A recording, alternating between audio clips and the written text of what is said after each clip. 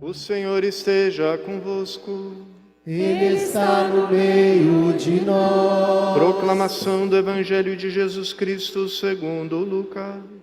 Glória a vós, Senhor. Naquele tempo vieram algumas pessoas trazendo notícias a Jesus a respeito dos galileus que Pilatos tinha matado, misturando seu sangue com o dos sacrifícios que ofereciam. Jesus lhes respondeu: vós pensais que esses galileus eram mais pecadores do que todos os outros galileus, por terem sofrido tal coisa? Eu vos digo que não. Mas se vós não vos converterdes, ireis morrer todos do mesmo modo. E aqueles 18 que morreram, quando a torre de Siloé caiu sobre eles, pensais que eram mais culpados do que todos os outros moradores de Jerusalém? Eu vos digo que não. Mas se não vos converterdes, ireis morrer todos do mesmo modo. E Jesus contou esta parábola. Certo homem tinha uma figueira plantada na sua vinha. Foi até ela procurar figos e não encontrou. Então disse ao vinhateiro: já faz 3 anos que venho procurando figos nessa figueira e nada encontro. Corta-a, porque ela está inutilizando a terra. Ele, porém, respondeu: Senhor, deixa a figueira ainda este ano. Vou cavar em volta dela e colocar adubo. Pode ser que venha a dar fruto. Se não der, então tu a cortarás. Palavra da salvação.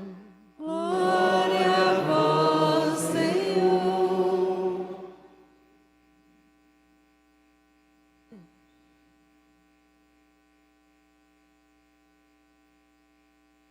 Queridos irmãos e irmãs, a palavra de Deus hoje nos fala sobre esse diálogo íntimo que Jesus realiza no coração de cada pessoa, como ele fez com Moisés diante da sarça ardente. Quando Moisés se encontrou com Deus, teve esse diálogo que a gente escutou na primeira leitura, tinha toda uma história por trás. Moisés tinha já tentado ser o líder do povo de Israel, mas tinha tentado fazer isso com uma liderança, modo de liderar que não era de Deus, que era segundo a forma dos homens, a maneira justiceira de agir.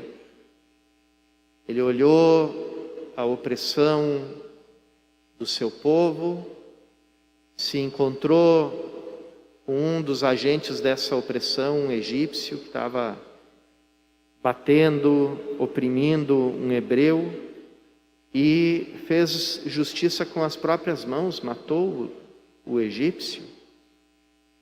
E Deus deixou bem claro que esse não era o caminho, não abençoou essa iniciativa de Moisés.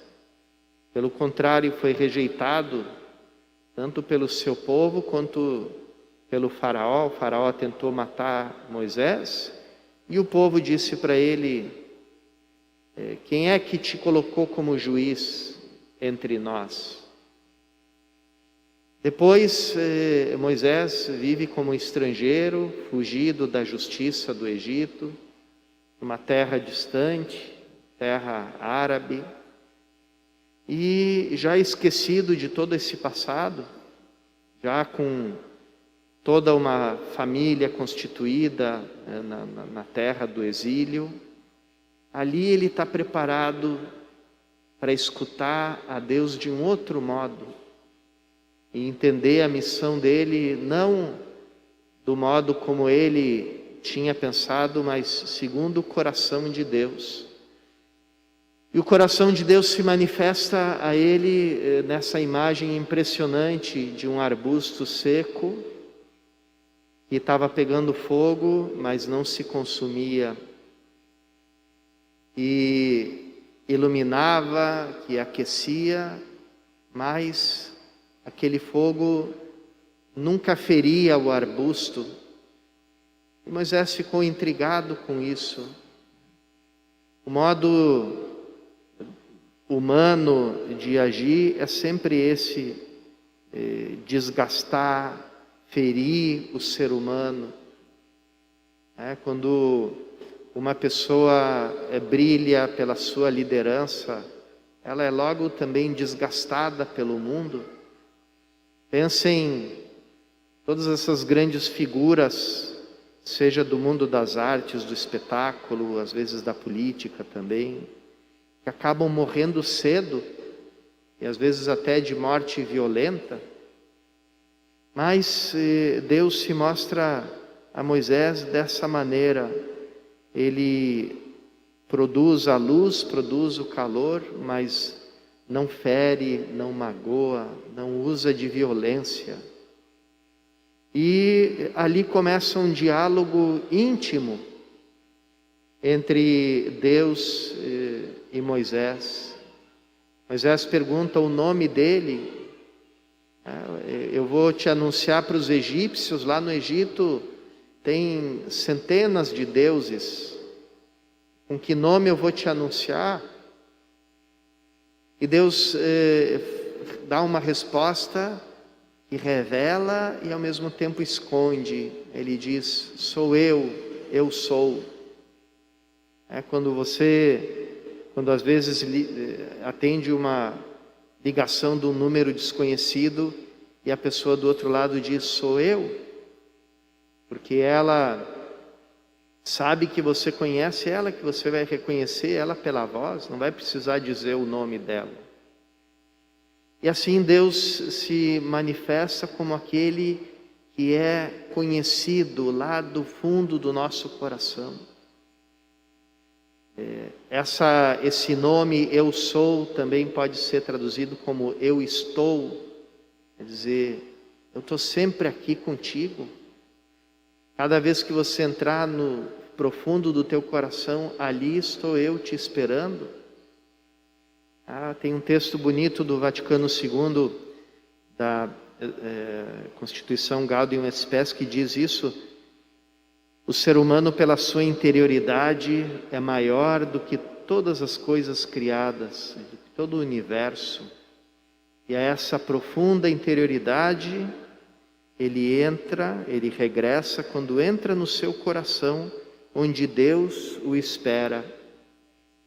E é ali que acontece esse diálogo. Esse diálogo, a ninguém mais é permitido entrar do que a pessoa e Deus, que fala no fundo do coração. Por isso, a nenhum de nós é permitido julgar uma pessoa, porque só Deus sabe o que existe no coração dela. A gente pode olhar o fato externo e dizer: essa ação é certa, essa ação é errada. Esse, por assim dizer, julgamento externo, que mais do que um julgamento é uma constatação. Tal pessoa cometeu um crime, tal pessoa fez mal, fez uma coisa que é pecado. Apenas a constatação do fato. Agora, entrar dentro do coração da pessoa e se colocar como juiz desse coração, isso não é permitido a nenhum ser humano, é só Deus que sabe. Só Deus sabe como é que está andando e caminhando esse diálogo muito interior, muito escondido, que Ele tem com cada ser humano, lá no fundo da consciência de cada um. Por isso Jesus convida os seus discípulos a não serem superficiais nos seus julgamentos. Sempre que escutavam alguma desgraça de alguém, diziam, castigo de Deus. Muitas vezes nós somos assim, temos mentalidade justiceira, como tinha Moisés antes de ser chamado por Deus. Essa mentalidade que diz, aqui se faz, aqui se paga.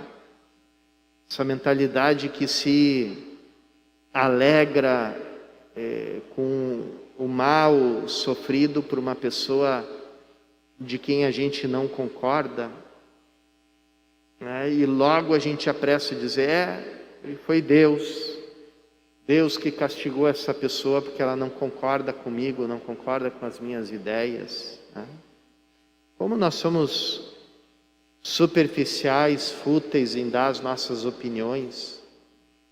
E agora, com todo esse universo das redes sociais, que deu voz e amplificou, deu notoriedade para as pessoas que opinam sem saber, sem conhecer, né?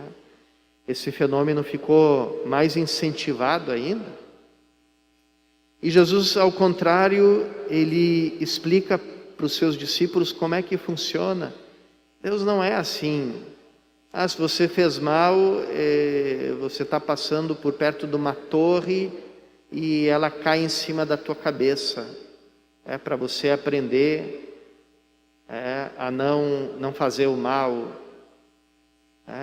Como isso satisfaz nosso espírito justiceiro, baseado na lei da ação e da reação, né? Mas esse não é o coração de Deus. E Jesus explica como é que Deus olha para uma pessoa, mesmo para um pecador, mesmo para quem está longe dele. Ele olha como aquele agricultor olhou para aquela figueira da parábola. O dono chega e diz assim, já faz tempo venho aqui, não dá fruto nenhum. Arranca essa figueira de uma vez, ocupando espaço. Aqui poderia estar sendo plantado, né, algo que desse fruto, que eu pudesse vender. E ao contrário, tem essa figueira enorme, né? As figueiras, quanto mais velhas, né, maiores ficam, né? É muito bonito ver o espetáculo de uma figueira já de idade avançada, como ela fica enorme, como estende a sua sombra. Não sei se algum de vocês já teve essa experiência.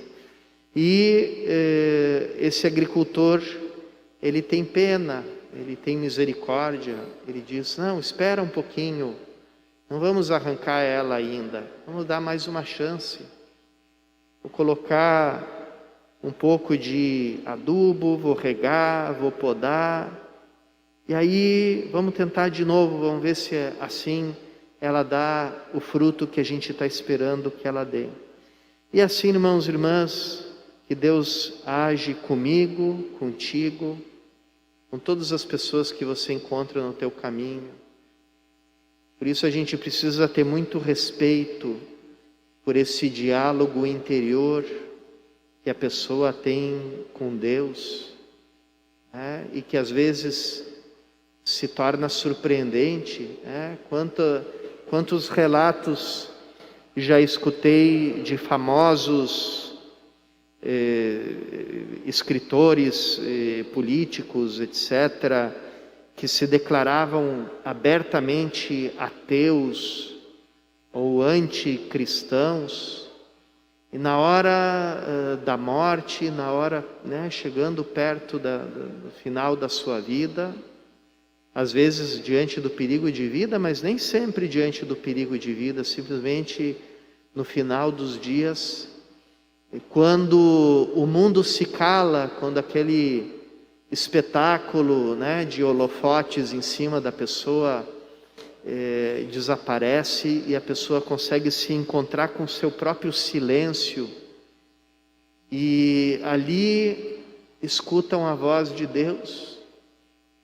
E aí muitas vezes os biógrafos dessas pessoas omitem, né, com vergonha, essa pessoa no final da vida se reconciliou com a igreja, recebeu os sacramentos, fez uma confissão, terminou a vida em paz com Deus.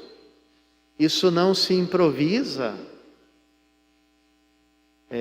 Pelo contrário, uma pessoa que tem determinadas opiniões, quanto mais velha ela fica, assim como o corpo vai ficando cada vez mais inflexível, também o coração da pessoa vai ficando cada vez mais duro, mais empedernido nas ideias dela, nos costumes. Quanta gente a gente escuta que diz assim: não, já é muito tarde já para mudar, eu não vou mudar minhas ideias, você assim, já sou assim, você assim, já estou muito velho, não vou mudar. Mas quantas vezes, até mesmo nas pessoas que dizem isso, existe um diálogo íntimo que leva anos e que no fim termina com a vitória de Deus. Por isso a gente não deve nunca também desesperar da salvação daquelas pessoas que a gente conhece e que a gente sabe que não, externamente não tinham nenhuma relação com Deus, nenhuma relação com a fé cristã, ou que tinham um estilo de vida, às vezes, tão contrário ao Evangelho, uma história tão feita de descaminhos, de pecados, e as pessoas ficam com medo, quando é um ente querido, será que se salvou?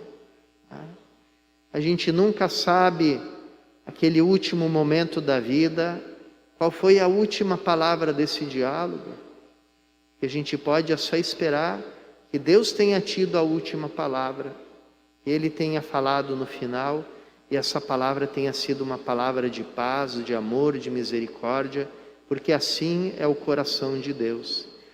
Por isso, irmãos e irmãs, hoje Ele nos convida a sermos também nós misericordiosos, a sermos também nós pacientes com o nosso próximo, esperar o caminho de cada um, respeitar a ação silenciosa, misteriosa do Espírito Santo no coração de cada pessoa, e também reconhecer essa mesma ação silenciosa, misteriosa no nosso próprio coração, que vai nos transformando, que vai nos convidando a ter um coração cada vez mais semelhante ao do nosso Senhor e do nosso Salvador.